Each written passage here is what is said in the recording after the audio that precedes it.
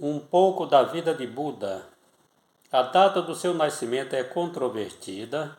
Adotaram 657 a.C., mas a cronologia hindu afirma ter ele nascido numa terça-feira de maio, 623 a.C. O local de seu nascimento foi o Jardim Lumbini, construído pelo maior propagador do budismo, o rei Osaka. O seu pai, o rei Sussodana, pertencia ao clã dos guerreiros Sakyas e a sua mãe, a suave Maia, faleceu no 7º dia de seu nascimento.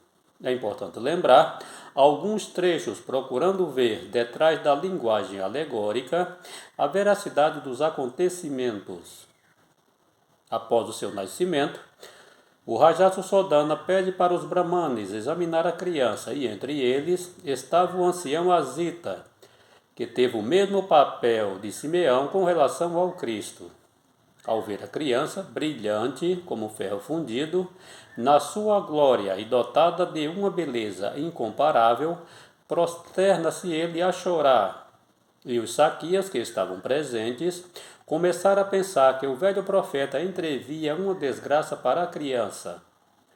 Nada de funesto contra a mesma, não se trata de um ser inferior.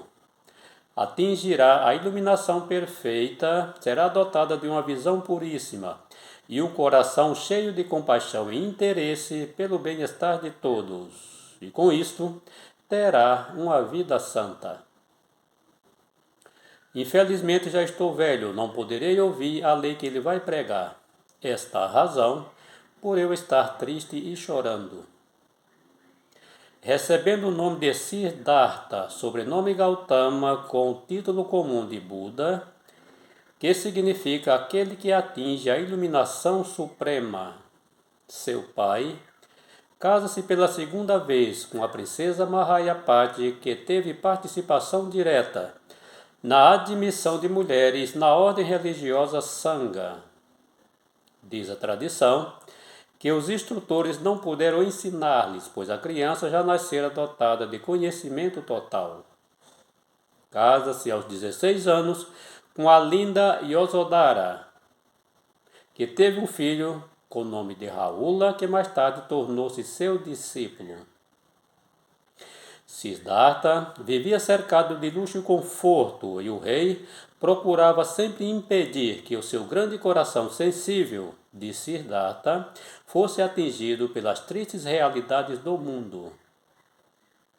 Aos 29 anos, desprende-se ele de todos os seus bens materiais, com o objetivo de sair à procura de conhecer aquilo que ele não conhecia.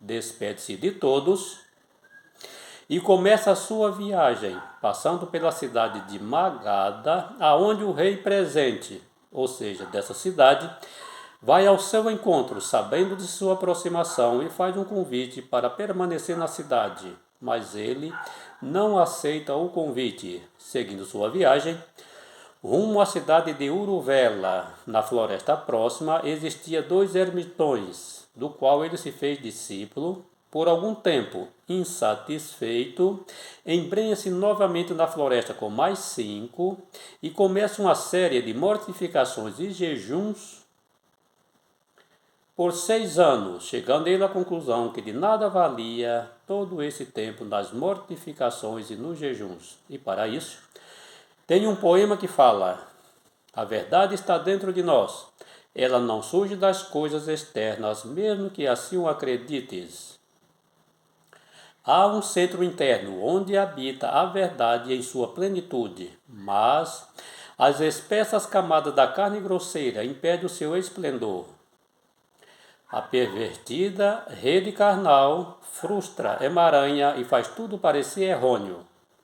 Para se atingir a sabedoria, o indivíduo tem de abrir de dentro para fora um caminho por onde o aprisionado esplendor possa escapar, ao invés de tentar absorver a luz, supondo que a mesma se encontre além de si mesmo. Despede-se ele dos companheiros que o julgaram fraco e ele segue rumo à cidade de Bodh Gaya e, sentado à sombra de uma árvore de frente para o leste, com o único propósito de só se levantar quando alcançar a autoiluminação, sabedoria suprema e absoluta. Permanece ele por 7 semanas à mercê das tentações de Mara, o gênio do mal, oferecendo-lhe toda a sorte de riqueza. Cada vez mais, vai ele sintonizando-se com aquele foco interior que dar-nos-á a onisciência e o conhecimento.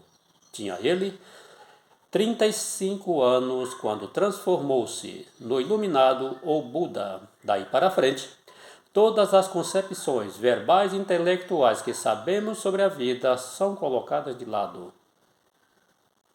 Quando se atinge o Budado, transcende-se a roda dos nascimentos e da morte. Ao atingir o Nirvana, hesita ele em levar ao conhecimento dos homens a sua experiência, pois pensava ele da seguinte forma: será que poderiam eles compreender a lei do karma e assim atingir também a verdadeira natureza do ser? Poderiam eles prescindir do auxílio dos sacerdotes e rituais para, enfim, alcançar a salvação, acreditando em si mesmo? Perceberiam eles o verdadeiro significado do Nirvana? Conta a tradição que o Deus Brahma colaborou para que ele pudesse difundir a sua mensagem entre os homens. Vejamos. Irei entre as nações, abrirei as portas que conduzem à imortalidade. Deixai que ouça todo aquele que tem ouvido, para que possa assim conquistar a senda da salvação. Segue ele então para a cidade de Benares, onde faz o seu primeiro sermão, formulando as 4 nobres verdades e apontando a senda octupla, a verdadeira senda ou senda nobre da libertação final. Vejamos a primeira verdade.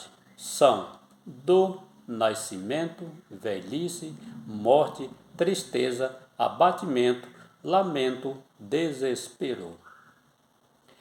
Segunda verdade, o desejo que o faz você compreender e aceitar as aparências pela realidade e com isso vai cada vez mais os conduzindo aos renascimentos, acendendo a chispa das paixões, afeiçoando-se com as sombras, vos iludis com sonhos. Terceira verdade, cessação da dor, só com a completa destruição do desejo, o abandono e a libertação dessa ânsia. Quarta verdade, o caminho, é a senda octupla, que consiste em compreensão correta, pensamento correto, palavra correta, ação correta, modo de vida correto, esforço correto, atenção correta e concentração correta. Ao terminar sua primeira prédica, recebe ele os 5 ascetas, agora novos adeptos da nova doutrina. Seguindo ele as suas peregrinações, vai cada vez mais aumentando o número de discípulos. E no curso de suas peregrinações, aproxima-se ele do reino dos Sakya, sua terra natal. Chegando lá, converte a todos, seu pai, sua mulher, sua tia, seu filho. Percorre ele toda a Índia em suas peregrinações por mais 45 anos. Pensando agora em fazer a última peregrinação, segue ele rumo à cidade de Pava, onde morava o ferreiro Chunda, onde fez sua refeição e com isso, em seguida, ele adoece.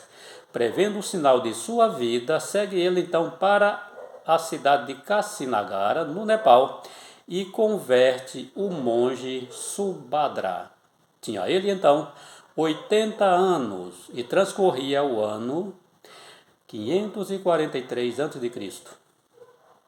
Sentado à sombra de uma árvore, dirige ele suas últimas palavras aos seus discípulos, dizendo: E agora, irmãos, eu vos deixo.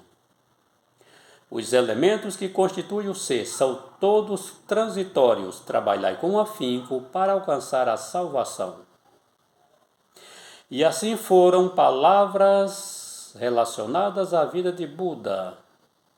E assim também está escrito: o vento da impermanência apagou a chama da sabedoria. A mensagem que brotou desse ser privilegiado é eterna. Tenha um bom dia, uma boa meditação e até a próxima.